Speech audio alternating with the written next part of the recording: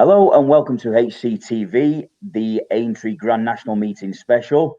Today we're with our usual horse racing expert Ian, and we're delighted to be welcome to Ronan, who last joined us for the Cheltenham special that we did. We thought we'd ask him back because between both of them, lads, we had a pretty successful Cheltenham festival, didn't we, with the horses that you predicted? Yeah, we did. All right, Chris, how's it going, pal? Yeah, good, mate. How are you, Ronan? Welcome, mate. How's things? Thanks very much, Chris. I'm glad to be back. Thanks for having me. Yeah, things are all well. I had a good Cheltenham, so yeah. Feeling pretty positive. Yeah, definitely. Well, hopefully that look can carry on to the Grand National meeting over the next few days. What was both your highlights for Cheltenham, Ronan? What was your highlight of the festival, mate? I think a horse that we were talking about last time, Bob Ollinger. I think he turned out to be one of the stars, and I'm really looking forward to seeing him make his reappearance. But yeah, I think that was a big one, along with maybe Honeysuckle, because I mentioned I like the mares. So yeah, it's good. It was great to see her. I think definitely.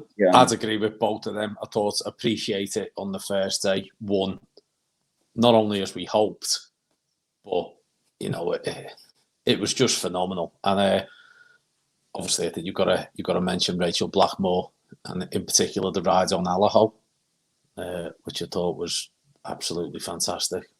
That performance by Allaho was something else, really. It finished several good horses. And funny enough, I bear that in mind. There's a couple of horses who ran in that race running over this weekend. And a few of them tried to go with Allaho, so it'd be interesting to see how they fare, because I reckon going that pace for that long over Cheltenham will have broken a few horses there. Yeah, definitely. And do you get personally? Do you get as excited? For me personally, I absolutely love Cheltenham, and I really look forward to it. Do you get as excited for the national meeting as you do Cheltenham, or a little bit off? Or what's your thoughts on it? I think for me, Aintree's getting better every year. The quality and the standard of racing. It used to be a bit of an ongoing joke with some of my mates, obviously, because I literally lived within walking distance of Aintree when I lived in Liverpool, and I was a Cheltenham boy through and through. I could quite easily miss Aintree and watch it on the TV, because it was more about the party than the horse racing. And don't get me wrong, I think it's still 70-30 in favour of the party, but the horse racing is starting to get a bit more prominence, and it's just, if you look through the next 3 days, the quality of the racing now has just got so good that it's up there to challenge any of the festivals. So I'm slowly starting to change my mind, but I think for now Cheltenham's safe, number one for me. How about you, Ronan? Oh no, I fully agree. Cheltenham's just the biggest week of the year for me, but I thoroughly enjoy all the spring festivals, to be honest. So yeah, it's a great excuse to put the feet up and watch racing for another 3 days. And as you say, the quality's top class again. But it's just a pity there aren't so many Irish horses over with its proximity between Cheltenham and the Punchestown Festival. Close, and that would be the only negative. Good excuse for another podcast in 3 weeks' time, though, to do Punchestown. Yeah, Punchestown special. Yeah, definitely. Yeah.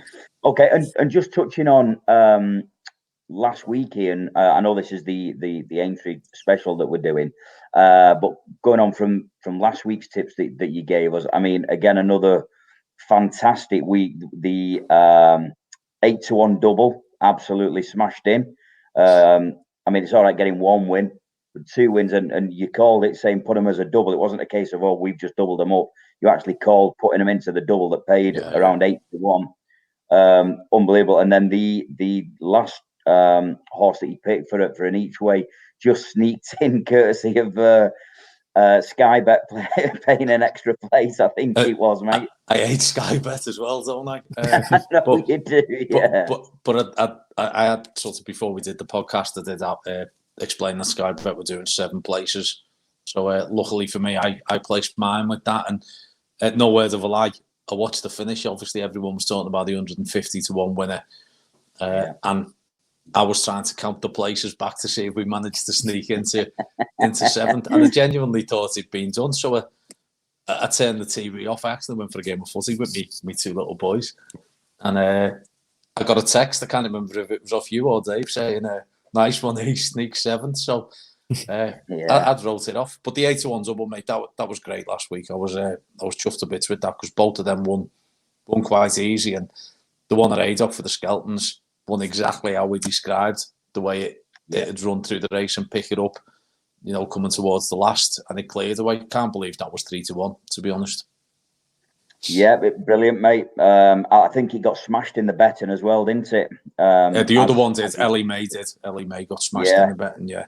It was funny, actually. I texted Ronan during the week asking his opinion on the Ellie May one when it was 5-4. And we both said that was a cracking price, and that we were both all over it. yeah. He's is my sounding board for the Irish runners. Brilliant. Well, hopefully it continues. I mean, on each week, there's a lot of listeners now, and I keep telling people, if you're not listening every single week, I think we're on episode 9 of the normal podcast with the football and the horse racing. We've had a Cheltenham special, and this is the Aintree special. Each week, with one way or another, we've had winners on it. So there's not been one blank week. So long may it continue. Yes. So moving on to our look at the Aintree Festival, the Grand National Festival. We'll have a little look at Thursday, Friday, and Saturday. We've got 3 races on the Thursday. We'll look at 2 on the Friday and then 2 on the Saturday, obviously including the Grand National as well. So straight into it then, lads, with the Thursday, the 2:20 on Thursday. Ronan, do you want to start us off, mate? Yeah, no problem. To be honest, I think this is a 2-horse race between the top 2 in the betting. Monmiral, I think that's the Nichols horse, and Adagio, who we've seen recently in the Triumph Hurdle at Cheltenham. I was going through the stats for the race. Both of these actually you can draw a line through their form with Nasalam, who Monmiral was able to beat Nasalam by 7.5 lengths, and Adagio beat him by 2.5 lengths. So there's a bit of a line to be drawn there. You would naturally be drawn to Monmiral because of that. But I was looking back through the stats of the race itself, and 10 of the last 15 winners of this race finished in the first 3 in the Triumph Hurdle.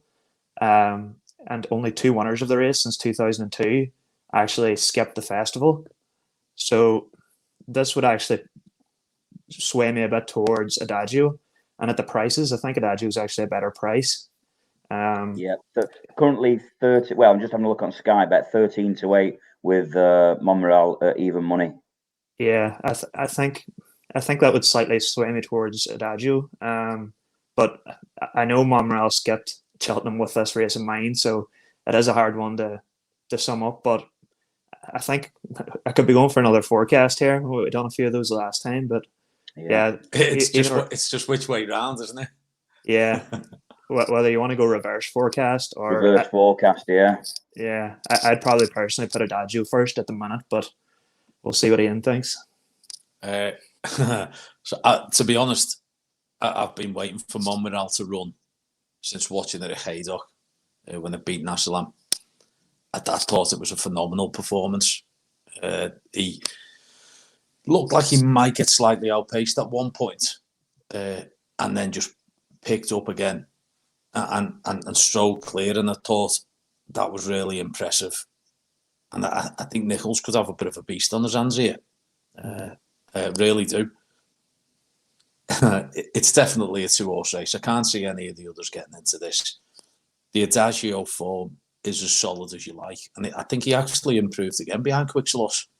I would fully agree that. Yeah, and he finished well ahead of Zanahiyr that day. So yeah, and we were talking.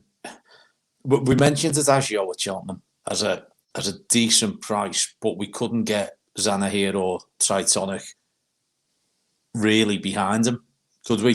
When we were talking last time, so he improved massively. I think. There was Hugri as well for Nichols in the race before that, so I think Nichols should have a line of understanding form wise I'm actually going to go for Monmiral in this. Say it's a horse I've been excited to see. So if I was doing the forecast, I'd be doing Monmiral first, Adagio second. My only worry is that Adagio's a lot more battle hardened than Monmiral, and if it does turn into a scrap up the Aintree Straight, then all of a sudden you'd want to be on the pipe one. Yeah, because they are juveniles, so I suppose maybe being a bit battle hardened might actually help it. But I fully agree with your sentiments. I've seen that race as well, and Monmiral looks an absolute weapon. So it's a toss of the coin, but it's a proper tough one. Do you know? I'm even getting up. I've got the Racing Post in front of me here. Even the Racing Post ratings for Haydock race for Monmiral and the last Cheltenham race for Adagio were identical. Both off a rating of 146.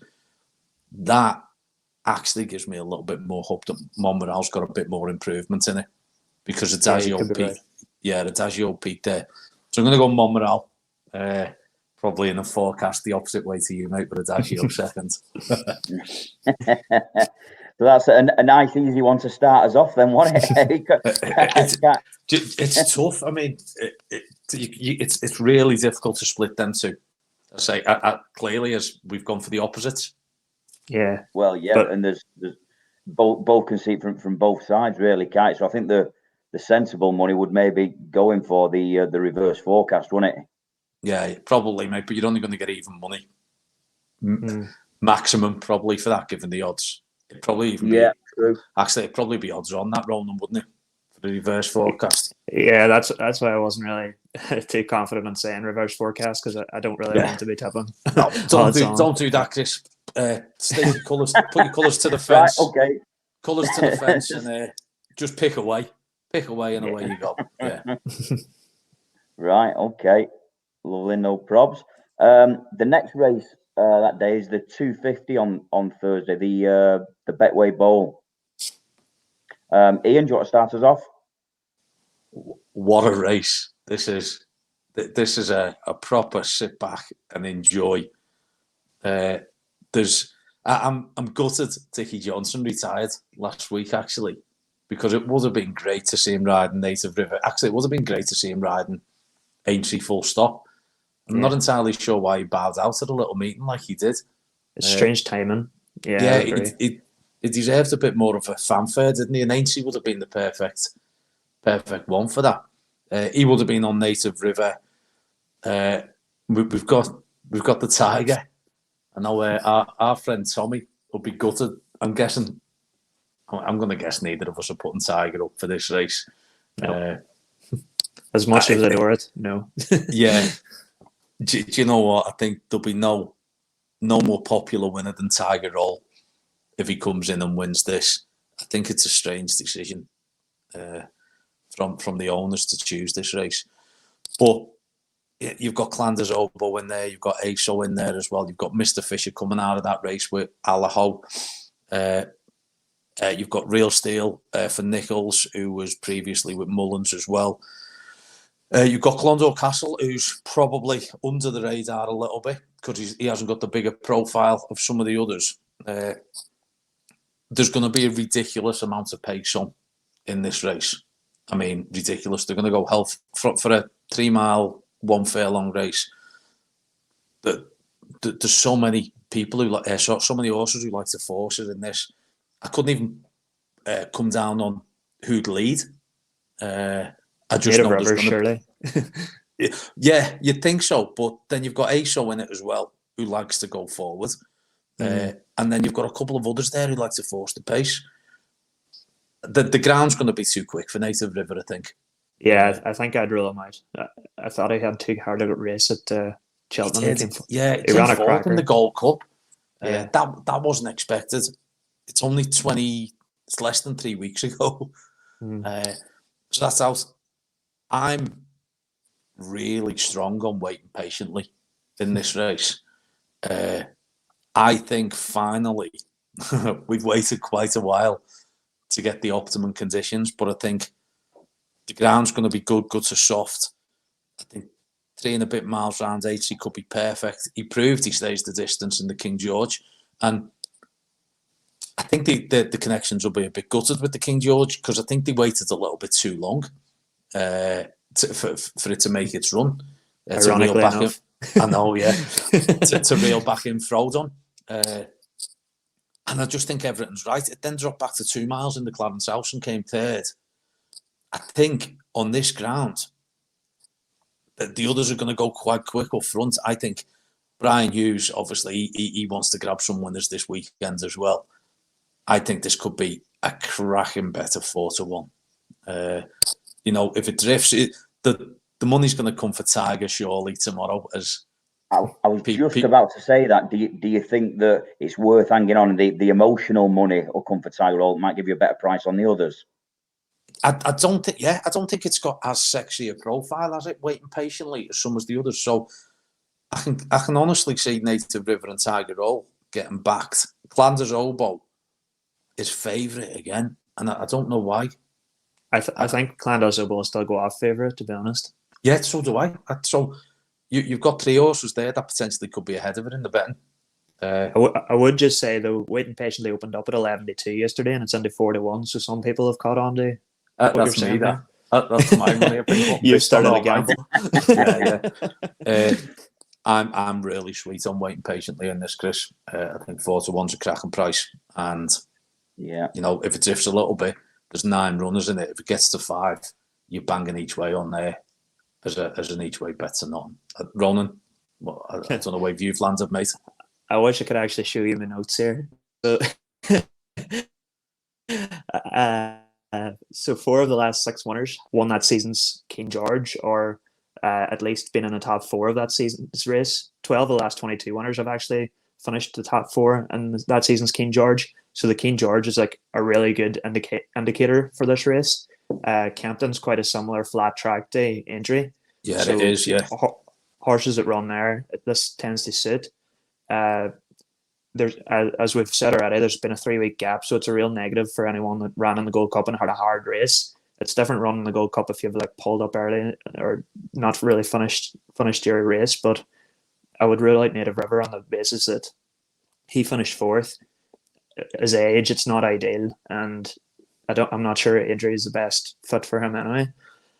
But yeah, Clandais Oboe actually finished behind Waiting Patiently and the King George, and Waiting Patiently is now over twice his price. So I just don't understand that at all. Yeah. There wasn't no fluke to that either. There was no fluke to Waiting Patiently beating him in that race. Yeah, exactly. And Waiting Patiently has since come out, and as we said, they're run over around 2 miles, which is a bit on the sharp side for him now as he's getting on a wee bit. But I think that we've found his perfect distance, just around 3 miles on a flat track. I think that's perfect. And yeah, I'd fully agree with your sentiments. I'm all over Waiting Patiently. Good lads. That's given me double confidence now. I'm going back in. I'm steaming back in. So currently on the betting, just looking at Skybacks, I've got it. So Clandais Oboe is 5-2. Waiting Patiently is 100-30 as we speak. Tiger Roll 5-1. Native River 11-2. But we kind of expect Tiger Roll, Native River, a little bit of emotional money coming in, and Waiting Patiently. You might, if you just hang on, you might get a nice little price on that on the day or the day before. I can't see it going off shorter than 3-1, given Clanders Oboe will probably stay favourite and the others in the race. There's been money for Clondor Castle I've seen here as well. That wouldn't surprise me, that running a good race actually. That's ran well at Kenton the last couple of runs. But yeah, Waiting Patiently is the one. Nice, fellas, both in agreement. So I'll be all over that 100%. The last race we're going to look at on the Thursday is the 325, which is the Aintree Hurdle, which just looking now, again, it's worth having a look around. I know we always say, but it's worth having a little look round the bookies on the big meetings, because just on here, I know Sky Bet are paying 4 places instead of the 3. So it's worth having a little look around to see what odds you can get and what offers and things like that. So yes, fellas, odds checker's really good for these big meetings, Chris. They price them up early, and you get your spreadsheet with all the odds on there. So I'd advise anyone to go onto Odds Checker before they place a bet. I was looking at Odds Checker. That's why I've got Sky Bet up. I was looking at Odds Checker before, and I couldn't find the Thursday and the Friday meetings on it anywhere, and I was properly struggling with. That's why I've got Sky Bet up, and that's why I'm going off their prices. The other good site is At the Races. So At the Races have the odds checker spreadsheet almost at the top of every card. Right. Okay. I use the At the Races site for a lot of my studying. Actually, I think it's really good. Right, brilliant, mate. Good. So the 325, which is the Aintree hurdle. Ronan, do you want to kick us off, mate? Yeah, no problem. I think the odds will probably reflect that this is a mad open race. I'd say the favourite's only about 3-1, maybe 4-1. But yeah, it is 3-1. Jason the Militant. Yeah. I tell you what, that's been heavily backed the last couple of days.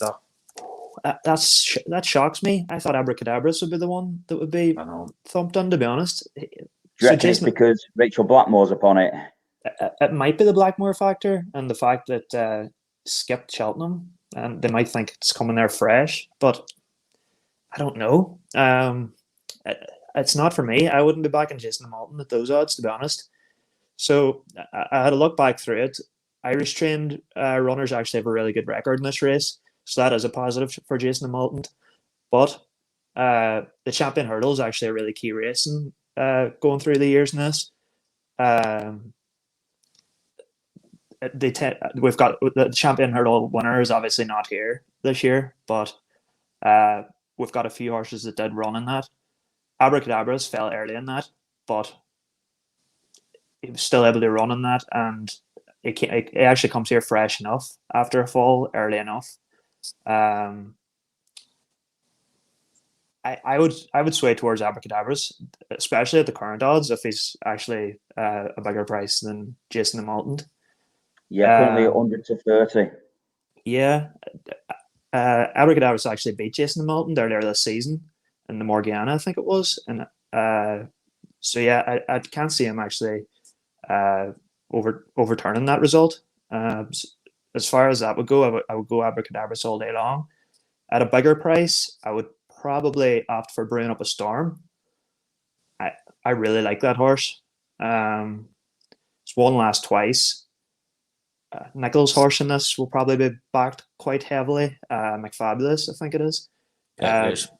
Brewing Up a Storm gave him a good beating last time, and I think at the current prices, I think he was around 61, maybe bigger.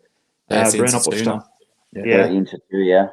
I would definitely go with an each way bet with Brewing Up a Storm, and if I was going to go for any of the shorter prices, it would be Abracadabras. Brewing Up a Storm's my selection.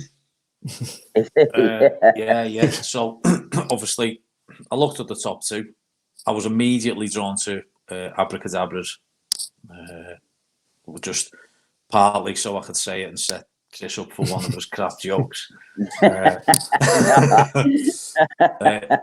It's a horse I've got a lot of time for. A horse I've backed a lot, and I think it's a very brave horse. Actually, it's always going to give its running. The thing about the top two, the two that have come over from Ireland, I know Aintree's a slightly easier track than Cheltenham and some of the Irish tracks, so it might not be a factor. But they've both got it to prove over 2 mile 4. Neither of them have done that, including Abracadabras. And coming into it, the form might be a blessing for Abracadabras coming into this race. It's partly fresh. So it blew the cobwebs away. So I can see where you're coming from with that.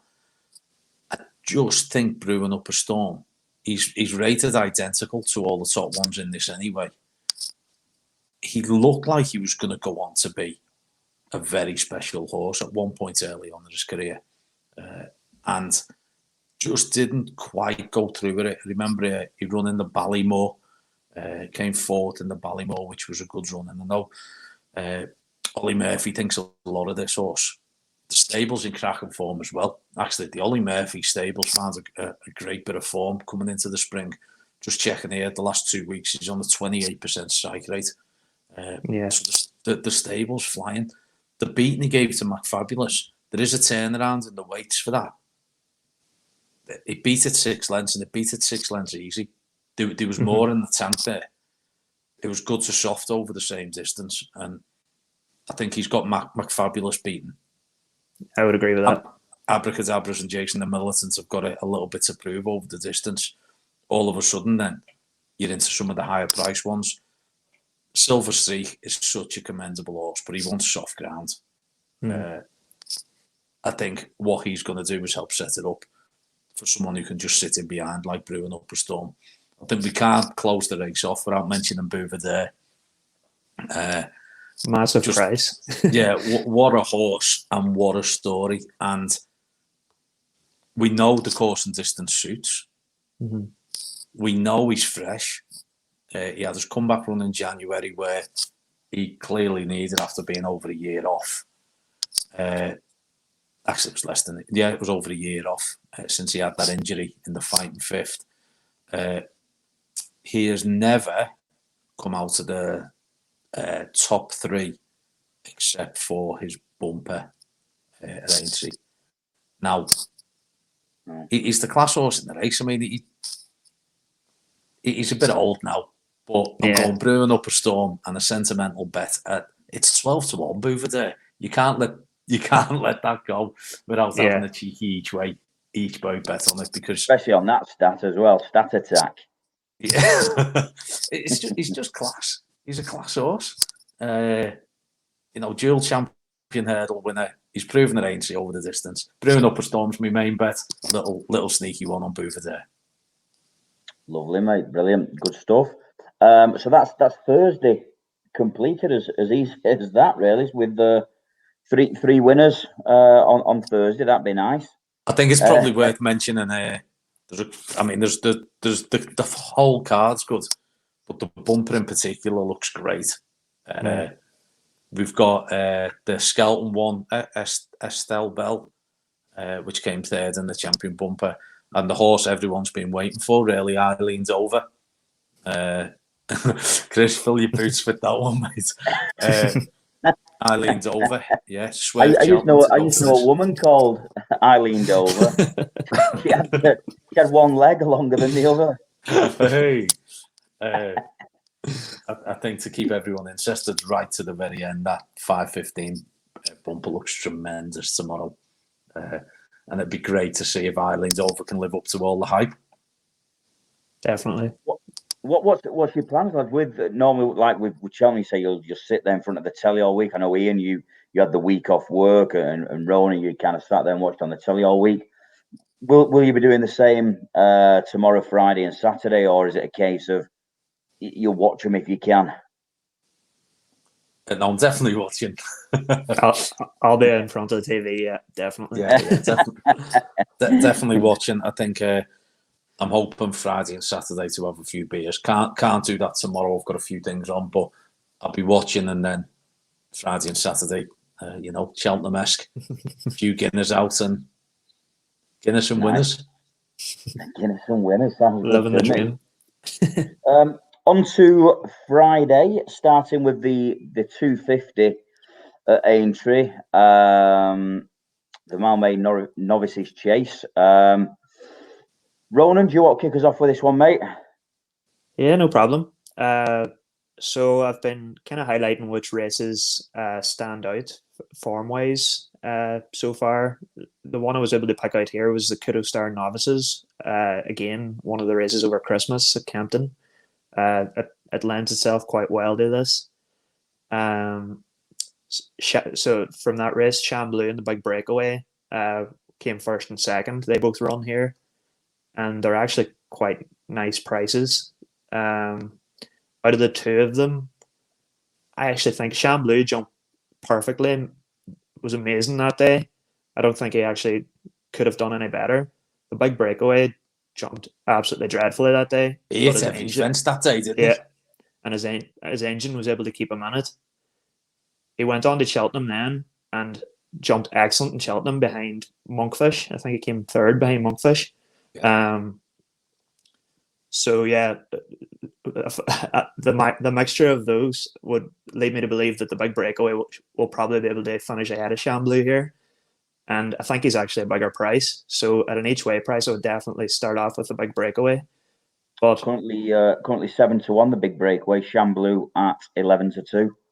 Yeah, well, yeah, I'd definitely have an each way bet on the Big Breakaway. But to be honest, I can't see either of them beating Chantry House, unfortunately. Chantry House won the Marsh at Cheltenham and the ill-fated Envoy Allen race, unfortunately. Unfortunately for my bets, anyway. You and everyone else there, Roland. Yeah. But yeah, it was very impressive that day. No one looked like beating him. I think if he runs to that level, he definitely is a beating of this field. I read a stat that no horse has ever won this. It hasn't won over 3 miles, and that had worried me. But then I looked back at Chantry House's form on the Racing Post, and he actually won a point to point with Jamie Codd on him over 3 miles. So that actually will give me even more confidence. So yeah, I would have a strong vote on Chantry House, but definitely an each way shout in the Big Breakaway. Brilliant, mate. Do you know what, mate? Great points there great points on Chantry House, especially the point to point. I hadn't spotted that, to be honest, and one of the reasons I had a big question mark over him was the step up and trip after its Cheltenham run. I was trying to find an angle on this again for something a little bit fresher, and just something a little bit different actually at the prices, because when I was looking at it, it was a proper good each way race. It's not now. I think we're down to one. Are we down to set? Oh no, are we still on 8 runners there, Chris? In this race? Let me see. Yeah, there's more. Yeah, there's 8 runners. I think there's a couple I'm going to take against the field. Yeah, bang on 8, yeah. Couple against the field. I think. Looking at the Big Breakaways engine is bang on the money. Everything you said there, Ronan, is absolutely spot on. I think I backed him at Cheltenham Kempton when he hit every fence. And how he stayed in the race is beyond me. He was only beaten 3 lengths in the end. And so I think he's got the beating of Shamblu. If you like Big Breakaway, then you've got to look at Tizard's other runner, Fiddler on the Roof, who finished in front of Big Breakaway at Cheltenham on the last run in the Brown Advisory. It finished well in front of Big Breakaway, actually. It finished 11 lengths. I think Aintree might suit your selection a little bit better than Fiddler on the Roof as it goes. Do you not think Fiddler on the Roof was ridden that day to run into a place, whereas the Big Breakaway went out and he took on Monkfish, which might not have been the best plan? Yeah, that he was way off, wasn't he? He was way off the leaders, Fiddler on the Roof. I find it interesting. I know he came second. Yeah, but it's just in my head that maybe he was just ridden to run into a place. He thought maybe they expected the race to break up a bit with a few horses taking on Monkfish. So that was my kind of angle. That's why I would actually still fancy the Big Breakaway over Fiddler on the Roof, to be honest. The Tizards love Aintree. Always have targeted this. The form of the stable baffles me still, though. They just can't get a winner, can they? They haven't been able to get a winner all season. I'm actually drawing the line through both the Tizards and Shamblu. I like Espoir de Rome for Kim Bailey and David Bass in this. I think he's very lightly raced. He's 2 out of 3 over fences. He's only had 3 runs over fences in his career. The only time he got beat was to Royal Pagaille at Haydock, and we know Royal Pagaille looks a beast. I don't think he should have went to the Gold Cup, to be honest. I think that was a big mistake for that horse. I think we mentioned that on the podcast. Espoir de Rome gave her a good run in him when he was beaten, he eased, but that was on heavy ground. I think it'll be better over good ground. I think a 5-6 to 1. I actually like this for the win factor. Yeah, he's been kept and targeted for this race. So Espoir de Rome is going to be my main bet. At a much bigger price, I quite like Silver Hallmark for the Fergal O'Brien stable. Again, it's so lightly raced. It's only had 2 runs over fences. It was pitched into a grade 1. I think it was a grade 1 more on paper than it was in reality, though, at Haydock last time. but it still beats the decent yardstick by 4.5 lengths. It beat a horse called Maroon, which is rated at 144. It beat it quite easy.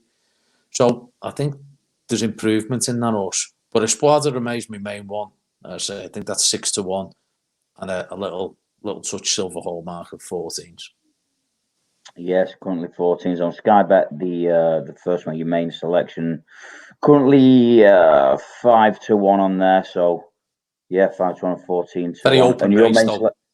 Yeah, we've just tapped half the field, so Yeah. In fact, I think there was only 2 that we didn't mention: Sport and John and Empire Steel.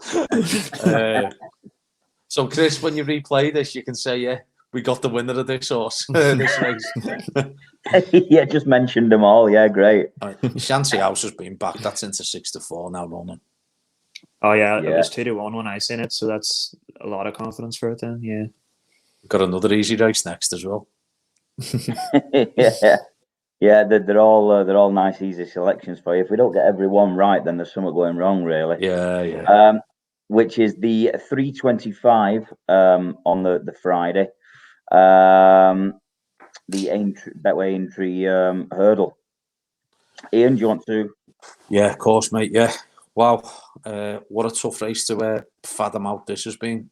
You've got Dashel Drasher, who's been a revelation this year, who's just going to go hell for leather and shout, "Catch me if you can." And I think they will. I think they will catch him. He loves Ascot. As probably one of the most improved horses over the last few months. But you've also got a few that like to race prominently in this as well. Mr. Tommy Tucker.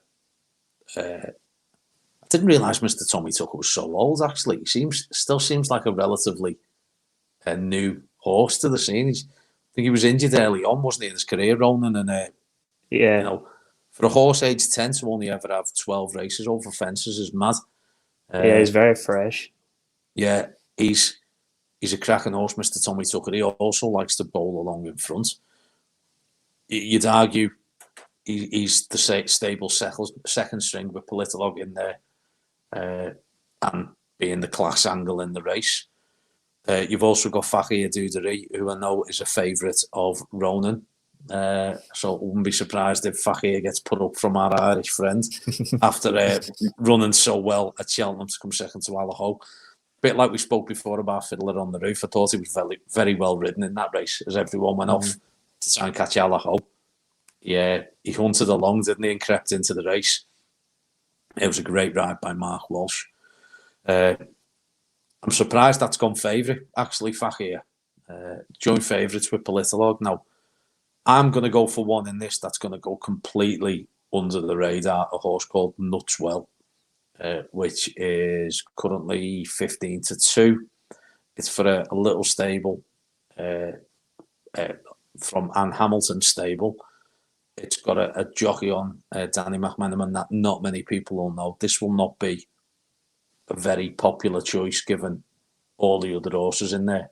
We're going to get some proper value. He's already proven over course and distance. He won the Old Roan here in October. He goes really, really well fresh. You look back on all of his runs fresh.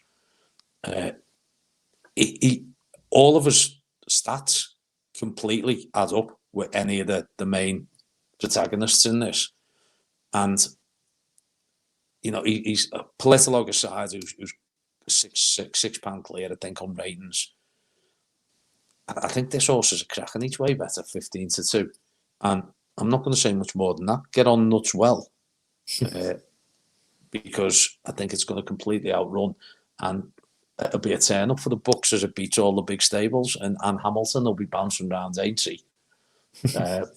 Just loving life. Ronan, nice, wasn't it? Ronan, you're going to tell me I'm completely wrong, and Fakir Dudery's going to win this. He'll say you are nuts. Yeah. Yeah, I feel like I feel like he stole my notepad there and knew exactly what I was going to say. Yeah, we all know I'm crazy about Fakir. I think it's only 6 years old. Running against some really seasoned pros here. I looked at the stats again. So out of the past 18 winners, all of them contested either the Champion Chase or the Ryanair at that season's festival. Only 2 of the last 29 runnings of the race, only 2 winners from the last 29 skipped the festival altogether. So you're really wanting someone that was at the festival here, and preferably either ran in the Champion Chase or the Ryanair.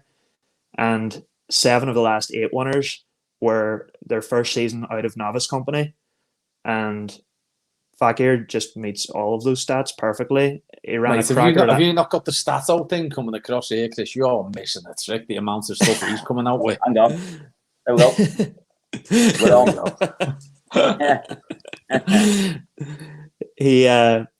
He ran a cracker, as we've already said, behind Allaho.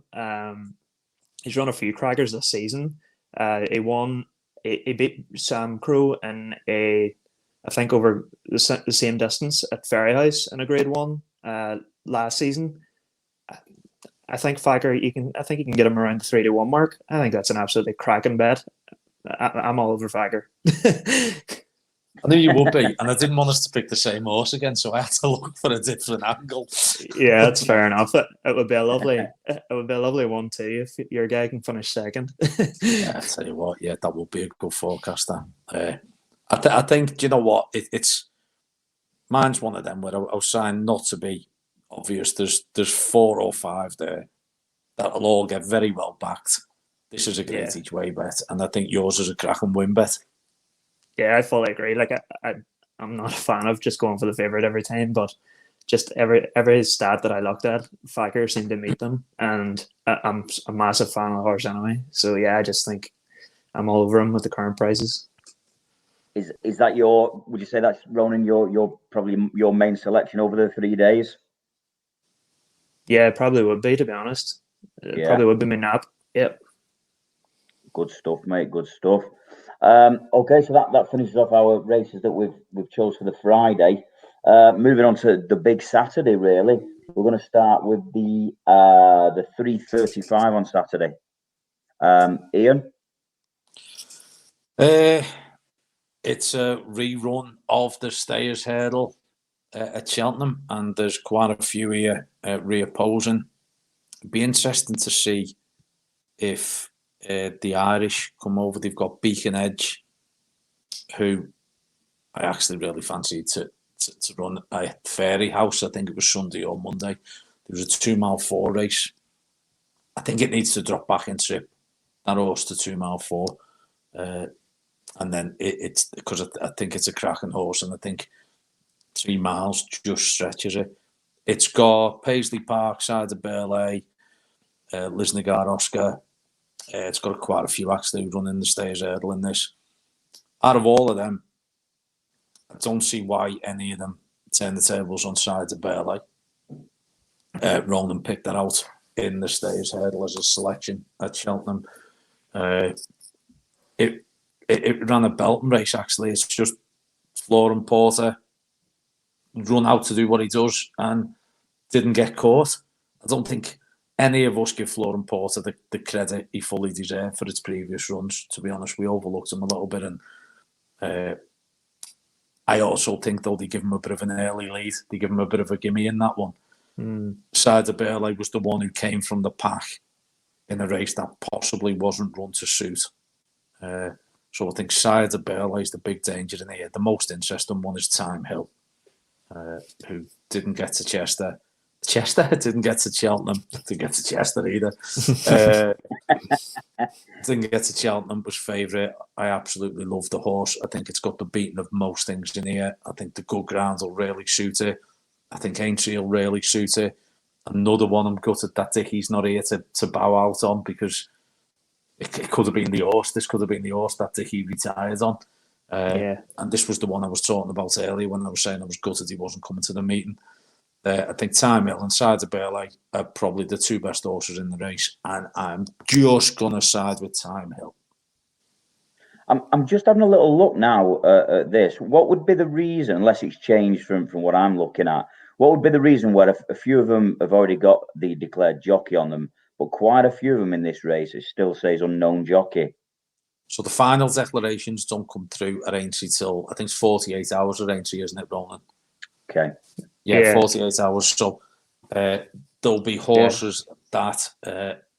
So the case in point there will be Beacon Edge. I still don't know whether Beacon Edge is going to come over for this race. They don't have to say whether they are coming over until 48 hours before the race.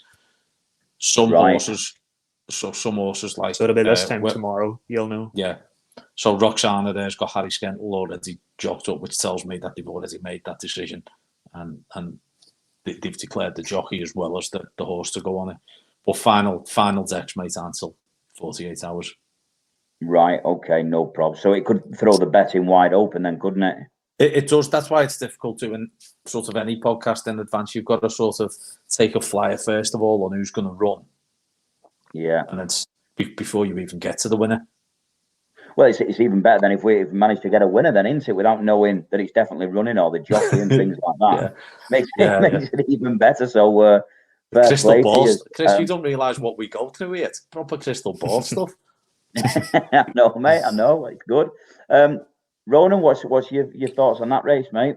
To be honest, I'll keep it simple. Copy and paste what Ian said. I'm a big Time Hill fan. Like, I love Sarah de Burley. It was one of the ones that I had said to put up as an each way shout, and the stairs hurdle managed to come second in the end up.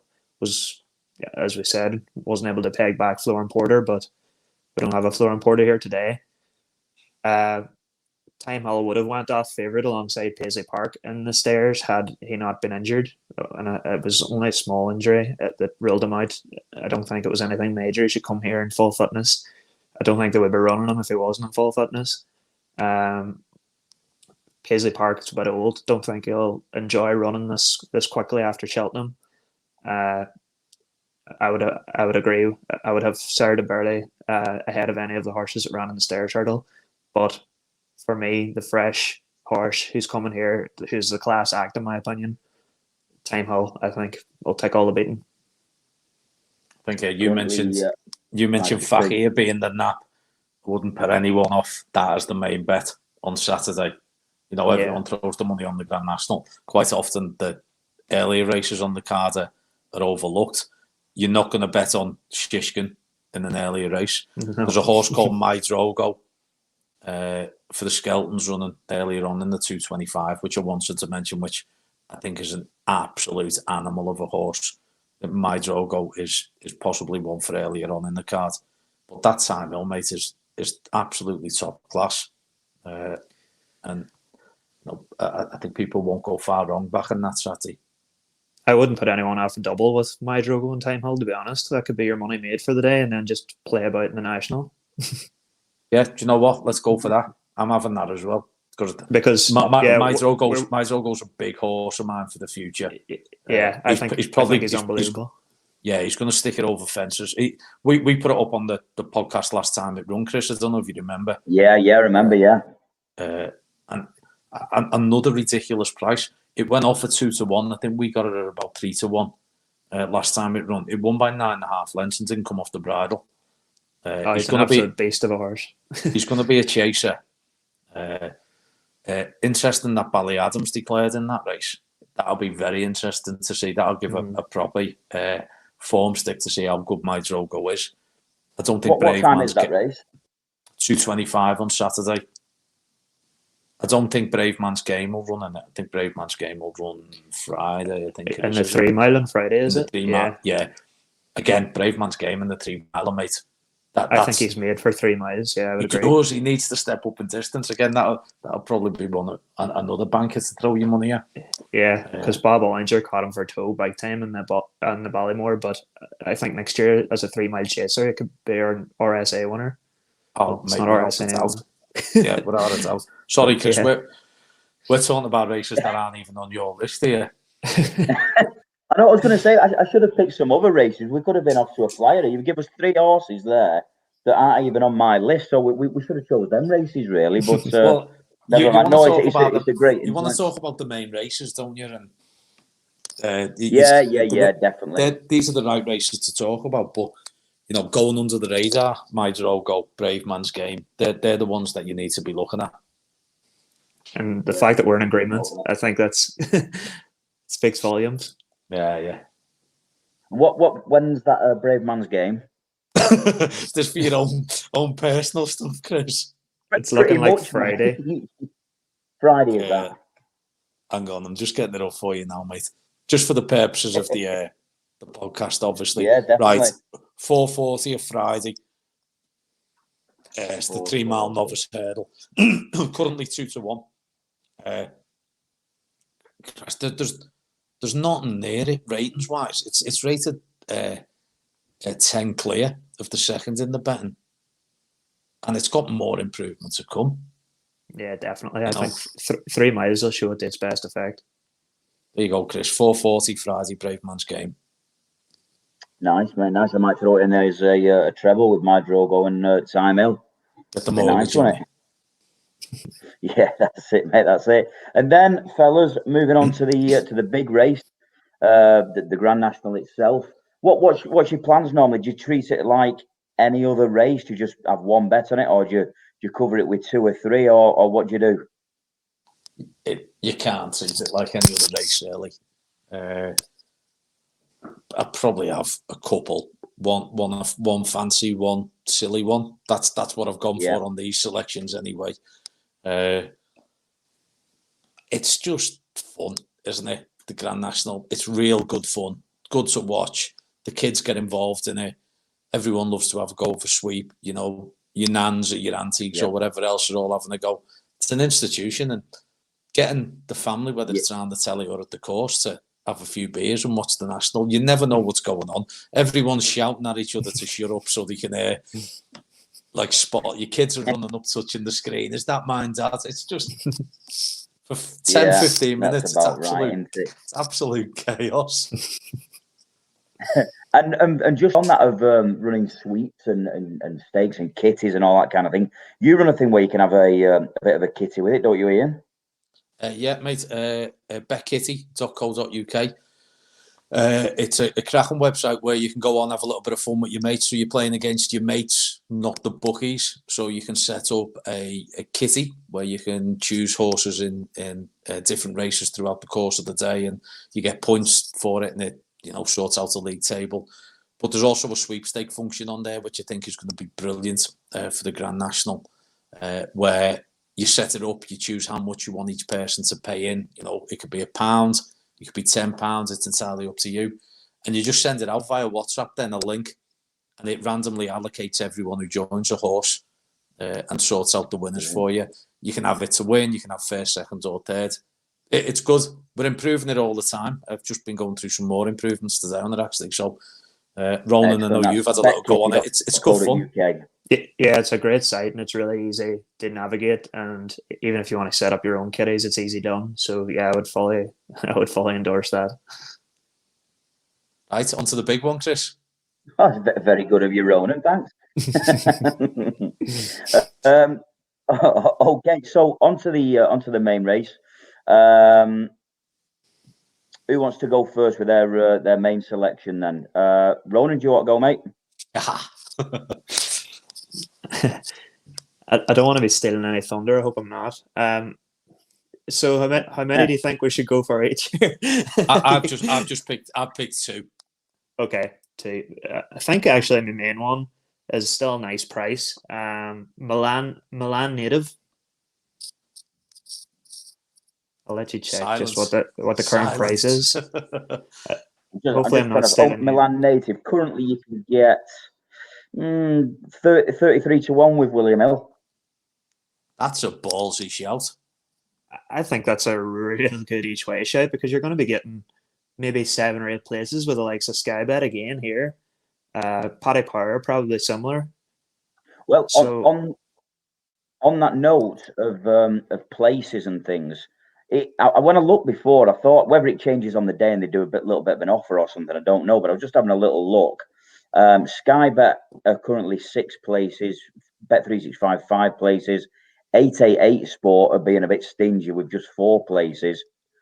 Paddy Power 6 places, but do have a look because same as anything where your extra place 6 places is a fifth of the odds, whereas 4 places a quarter of the odds. I think your best way having a little bit of your average well, punter, Grand National. Just wait till the day, because there'll be loads of offers out there to entice you in, especially because the shops aren't open as well. So as well. Yeah, I would Yeah, agree. definitely. Sorry, Ronan. So Milan native, yeah, currently best price 33-1 with William Hill. Excellent. That's that's music to my ears. I'd be very happy about that. Definitely each way. So yeah, it's his first start in the race, which has worked out very well. 10 of the last 12 winners. It was their first start in the race. He's aged 8. That's a really good age profile. 19 of the last 24 winners were aged between 8 and 10. You swallowed the stats dictionary. Chris, get it up again, mate. Get the stats all up. Yeah, I'm on it. Stat attack. I'm on it. Hang on. Yeah, stats. And my last stat of the day: 12 of the last 15 have won a race over 3 mile one. Milan native actually won the Kim Muir a few years ago, so it's been there. It's done that. It's won over the correct distances. It's the correct age profile. Yeah, I think it's a cracking horse. Its form's not been fantastic. It's not really lit the world up this season, but I think they've had this race in mind all season. It's been backed, Roland. It was 50-1 last week. Yeah. Just looking at the odds tracker now, 50s into 33s, went into 25s. It's just steadied again. Yeah, I would happily back it now before it gets cut much shorter. I think on the day that'll be going off at like between maybe 10 and 20-1. Not as close as 10, but maybe around 20-1 mark. So if you're getting 33s, I'd be all over that each way. But yeah, I think it's had one race in mind all season, and it's this. The National isn't what it used to be. They've made it a lot easier. They've made the course a lot easier because they don't like how many horses were getting fatal injuries there. The fences aren't as brutal as they used to be. You should get round jumping it then, Ronan. I can't believe he just called you get round jumping it. Yeah. Called the National easy there. Yeah. But yeah. It's so definitely more winnable. Run and jump them fences, I think. Chris, your satellite delay's kicking in again. I know, I've just seen it, mate. It's terrible. Sorry about that. But yeah, actually, on that, I'll give you my next tip because I was bringing myself to that, but it actually goes on nicely from there. The fact that I actually do think it's got a bit easier. The reason I would say this also is because of the horse's jumping styles. So Tiger Roll has become an expert here because he's an economical jumper. He jumps very low and jumps through the top of the hedge. You wouldn't have been able to do that in the past national fences. I think they changed it in 2013. That was the year that they changed from the really rock hard fences to the fences that you can actually brush through now. And that's why Tiger Roll was so successful. I don't think he would have been able to win a national post pre-2013 because you had to be a really careful jumper and you had to really watch what you were doing and try and take a late run. Whereas now you can afford to jump quite low, not be the best jumper, but you just want to be the most economical jumper and save your best for the end of the race. The cross country race at Cheltenham actually is quite similar to that, and they've got quite similar obstacles. So my second bet, I think he's probably around 40-1 mark as well. Some Neck. I think he finished in the top four in the cross country. He finished the cross country. He finished third. Yeah, he finished third. He also was won over 3 mile one because he competed in that cross country, was placed in it. He also won a cross country at Cheltenham earlier on in the season, and he won that quite impressively that day. I think he finished ahead. Was that the day he finished ahead of Easy's Land? But yeah, you're running that course is nearly 4 miles. This is 4 mile 2. The obstacles are quite similar. I think you'll get a cracking run for your money on Some Neck. I agree with Some Neck. The Milan native one, that's ballsy given its current form. The Some Neck one, it took me a while to rule him out, partly because I backed him at Cheltenham and thought he gave us a great run for our money. He wasn't getting there, Tiger. But to beat Easy, to come next to Easy's Land the way he did, thought was a great run. He's been a little bit backed as well. He's been back from 40s into 33s. You can still hasn't get, got. on some neck. You can still get 40-1 at Bet365. He strikes me as the type of horse that he's defo gonna finish the race. You know, there's no doubt about that, and he's probably gonna sneak into like your 6 places, isn't he? He's a good guarantee to get in there. So at the odds, even if he can do that, you're getting 5-1 for a place like that. I think that's cracking. Mate. Yeah, at the very least. I think we probably need to give a nod to the favourite in this, just because it's a ridiculous price for a Grand National. It's almost 3-1, and it's continuing to get backed. Now, granted, I mean, it's the best handicapped horse in training right now. It's was a £14 well in. After hosing up at Kelso, I think. Yeah. In any other race, this is probably going off odds on. In a race over 4 miles, because he's a proper stayer. He jumps well, but it isn't any other race, is it? It's the Grand National with 40 horses, and shorter than what Tiger Roll would have went off. So I can't tell him that. I was going to bring that up. Tiger Roll came in at 9-2 last year. Yeah, he'd already been there and proven it. In that same year, he'd won the Grand National the year before. He then went on to Cheltenham to win his second cross country, and he was coming back here to win his second Grand National, whatever it was. And it's one of them where you just think, how can this go off shorter than Tiger Roll when it's got so many boxes still to prove? It could make fools of us all, because I'd say it's £14 well in.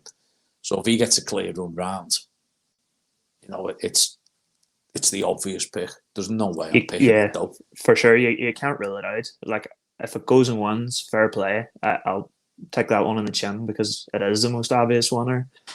I'm not. You're not picking a 3-1 shot in the Grand National. Imagine if we came on here. I'd not be backing it at that. No, but 4-1. That's right. I couldn't back Tiger Roll last year at 9-2. Not a chance. Yeah, but, and you still cheered it home a bit, though, didn't you? It's one of them. Yeah. So I'm not backing it. I think Chris would have hung up and stopped the podcast if we picked Clot Cap as a tip for this. One I've been backing for last year's Grand National, and I've got no reason to change, is Burrows Saint for Willie Mullins. When the Irish Grand National 2 years ago, last year was cancelled.